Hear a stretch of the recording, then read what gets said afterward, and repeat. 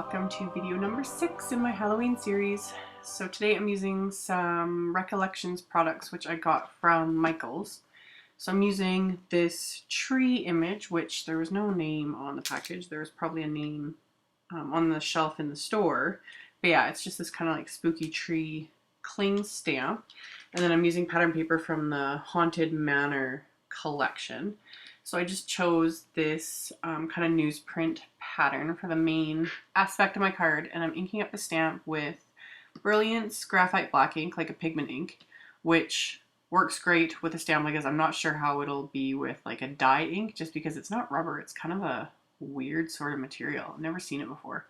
But yeah, it worked great with this ink, and it would work great with Versamark too. So anyway, inked it up with the Brilliance graphite black, and I used my embossing buddy on the paper ahead of time just to make sure there's no static so that none of the embossing powder clings to it. And then I'm using the Zing, this is the black glitter embossing powder. That was another reason why I stamped the tree in black instead of with Versamark, because it's a glittery powder, so it's not going to completely cover like a regular embossing powder would, or at least that's my opinion anyway. So, and I always use just a coffee filter when I'm using my embossing powders, because that's the easiest way to kind of funnel everything back in and to catch all the loose powders so you don't make a huge mess. And you can get a huge bag of coffee filters at Costco for like $3. So once I did all that, I'm going to melt the embossing powder with my heat tool. And you guys notice I'm actually doing all of this in real time, just editing out parts here and there. But yeah, something different for once. I won't be doing that all the time just because it takes a lot of time to edit videos. But yeah, melted all the embossing powder, and with a glitter powder, it's a little more finicky. You kind of, I don't know, it's really hard to tell when it's actually melted just because the glitter kind of interferes with that. So yeah, it was, and that because I'd stamped it in black. If I'd stamped it in Versamark, you would have been able to see the powder melt better, but whatever, it worked anyway. And then adhere that down. Another thing with this kind of, with any glittery embossing powder, when you're working with it, like adhering the layers and that kind of stuff, like the glitter is, some of it is going to fall off.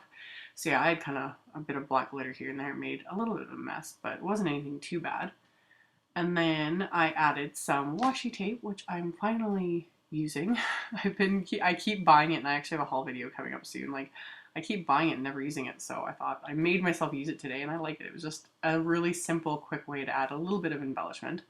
And the washi tape was also from the Recollections Halloween line at Michael's.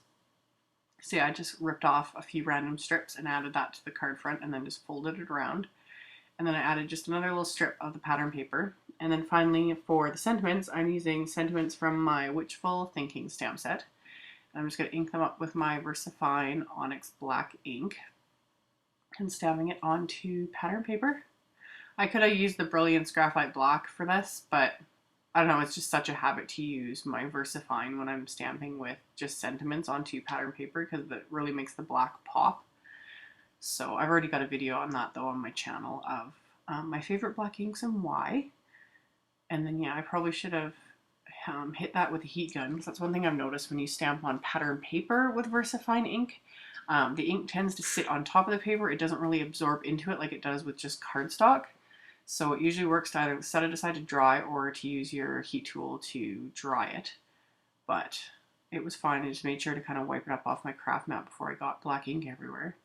And then I'd punch that out with a circle punch, and then adhered that to my card base, which was My Favorite Things tangy orange cardstock, which matches the orange in this pattern paper like almost perfectly.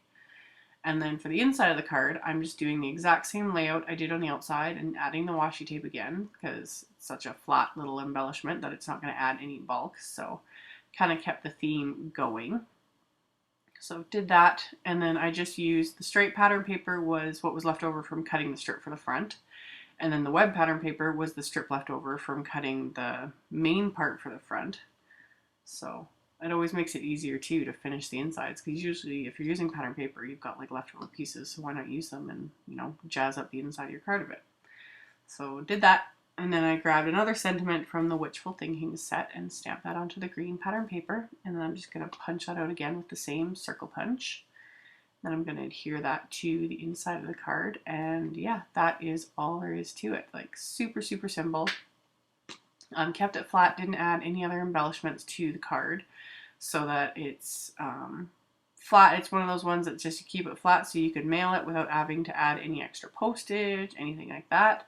And it also just makes the like sparkly tree stand out. So as always, there will be a link below to my blog post with basically links to the embossing powder, the sentiment set, the ink, cardstock. That's about all I can link to, as everything else came from Michael's, so there's no way to link to that. But yeah, thank you guys so much for watching, and I will see you all in the next video. Bye!